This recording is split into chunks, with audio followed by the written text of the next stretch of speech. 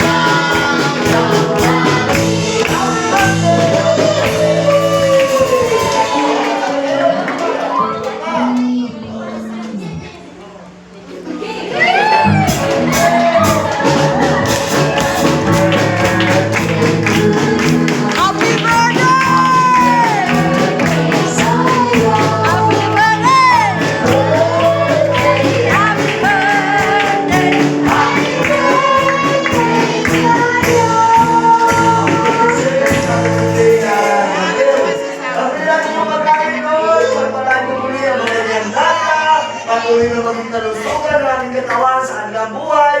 Bayong pagpapala ang patuloy po nilang makamtan. Salamat po, Ama, sa pangalan ng Jesus. Amen!